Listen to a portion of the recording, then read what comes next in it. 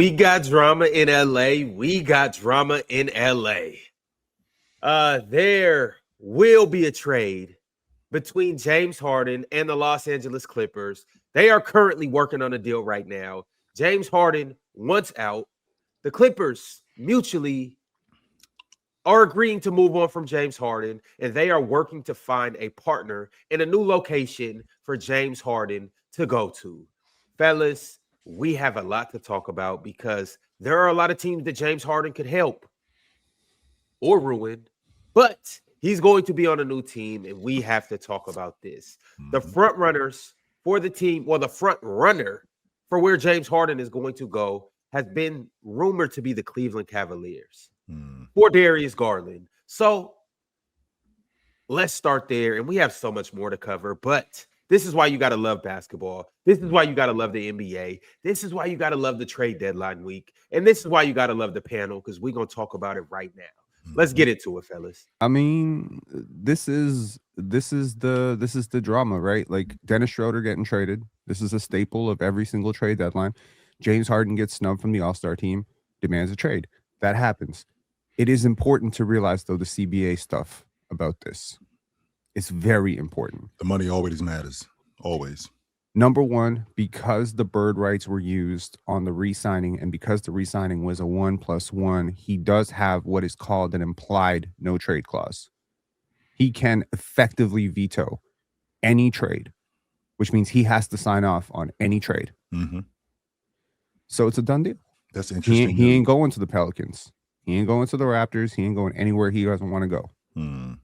And clearly, hold on, Pitt, who? James Harden. James Harden. James Harden? Okay. Yeah. So that's the first thing. The second thing is a lot of people are like very confused about this. Like, wait a second. Haven't they won like 17 out of 20? Why does James Harden want out? Money. It's money. It's obviously money. The Clippers want to keep their cap sheet clear beyond next year, and James Harden wants long-term security. I understand today we're probably going to get real nasty and say James Harden's a loser because he wants to demand out of a team that's suddenly winning. But this is logical. He is 37 years old. He should want long-term security at this point. You don't know when it's going to fall off. You don't know when you're going to tear your Achilles. He wants to secure one last bag. I think Cleveland can get it to him. Cool. One last bag? So he doesn't want to secure one first ring? Okay, Ron, I'll play devil's advocate here. Who has a better chance at winning a championship right now? The Cleveland Cavaliers in the Eastern Conference or the LA Clippers in the Western Conference? Why not have both? What? You're saying like Harden on the Clippers or Harden on the Cavs? Yeah. Which team minus Harden has a better chance? The Cavaliers are pretty much okay. You seen it happen. You being a Toronto guy, you seen it happen. Okay. No faith in Donovan Mitchell to be the alpha. No faith. We didn't watch them. We didn't both watch the playoffs last year. Donovan Mitchell just You know what? Fair. I have a solid amount of faith in Donovan Mitchell. Let's say that's the case. Let's say I have a chill. He can get us out. He can get you out the first round. He's proven that. He can win a playoff series. He's proven that. He can get you out of 3 rounds in the East. So why hasn't he? Injuries have thrown a monkey wrench in a lot of that. Injuries. Okay, and so we are taking Darius Garland, a young up-and-coming point guard. I'm not even going to say he's as good as James Harden. What I will say, you damn sure shouldn't say he's what as I good as will James Harden. say is the health problems, the disappearing act, the unpredictability. Why would I give up a 24-year-old for a guy who has shown me for 24 years who he is? Well, the same reason why you're giving him up, because you just said the health problems with Darius Garland, the unpredictability with Darius Garland. I mean, he's had health issues over the last couple of seasons, Ron. Yes, he is young, and there is no guarantee that these health issues are going to get better. There is none. But I'm banking on them getting better because he's still young. He's 24, 25 years old. That part I am banking on. You are fake news. Yeah, I am banking on them getting better. With that also being said, to Penn's point, this is all about bread. James Harden will be 37 years old in September. James Harden is looking for a 2-year extension. What LeBron James, Steph Curry, Kevin Durant, what DeMar DeRozan, what those guys have done is they've made it sound like this is the norm. It's not, Roy. I mean, it's not, Ron. This guys playing into their late 30s, early 40s at a productive rate. That's not the norm. That's not every day. So James Harden is looking for an extension. I think the number is $80 million over the next 2 years. That means that Steve Ballmer will be paying him $40 million, Ron, at age 38 and 39. I'm not doing that. No, I'm not doing that. Roy is a great nickname for Ron. It's a great nickname. I'm sorry, Ron. If I all right, you want to talk about my nickname? Now everybody just look at the screen. Keep going, Pitt. Ronald of Yap. Okay. Anyway, Ronald of Yap.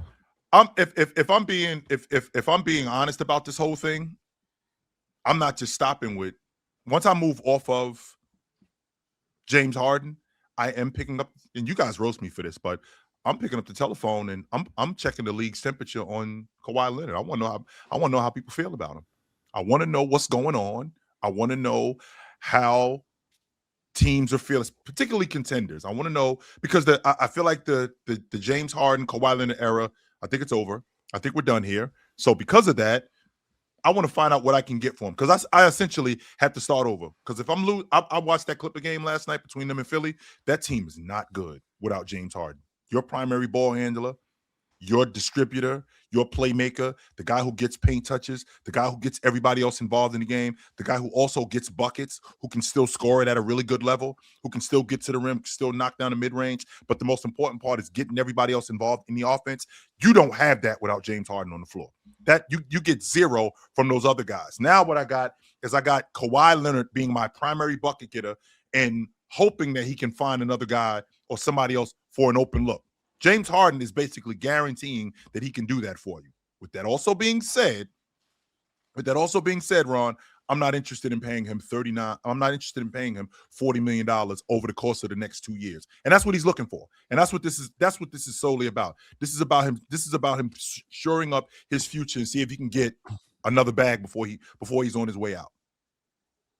Yo, Mars, I know you are pretty high on James Harden. You're pretty fond of him.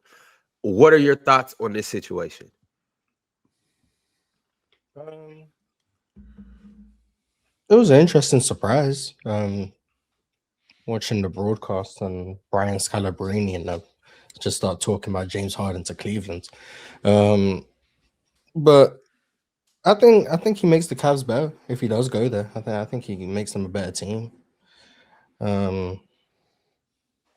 I think if the Clippers are going in a different direction, getting a young point guard like Darius Garland, that can help. But yeah, I mean, I think if you do trade James Harden, I would be in the business of blowing up the team pretty much. Which probably isn't the best thing to do right before the All-Star weekend in your building, but who cares? That's not a good idea. Like what precedent are we setting over here? But yeah, if James Harden is on the move, I'd be listening to calls for Kawhi. I'd be listening to calls for Zoo, trying to get my picks back. I know Philly have some of their picks. OKC obviously have their pick this year. I'd be listening. That's kind of where my head is at when it comes to this. If I'm any of these teams, Ron, because I told you this before the season started, not before the season started. I told you that the Clippers are going to miss the playoffs. Not only are they going to miss the playoffs, they're going to win the lottery. And that pick is going to Oklahoma City. That's what's going to happen. So if I can't say that, I'm trading, if I'm trading James Harden, I can't ask for that pick because it's not my pick. So I need to deal with some teams that actually have picks. Who has draft picks? And when I say draft picks, Ron, I don't mean like one or two. Like what I got to start over because who's their second best player in Los Angeles? I think it's Leonard. And then after that is what? Zoo? Hold up. What? You No, think I'm sorry. Kawhi Leonard is After, the second best player? after James Harden is always saying? Flip that around. Leonard is their best. Leonard is their best player, and then James Harden is their second best player.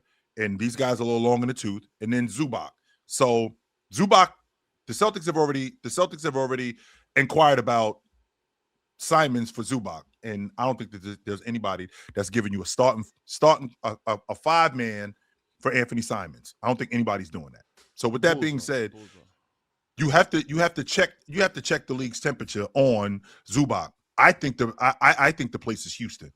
If I'm thinking about Zubac, I'm thinking Houston is the spot. We completely opposed to going the rest of the season with Neemias Queta in Boston. He's been really good for them. For what he does, he's been really good. It's the panel. Religion get built on cam. Where the check throw smoke and the hoes go ham. You ain't never seen hoops all hit the raw. Every take got weight, every night we drop. This that barbershop. Courtside, worldwide tone. Welcome to the only show that really feel like numbers jumping like the score.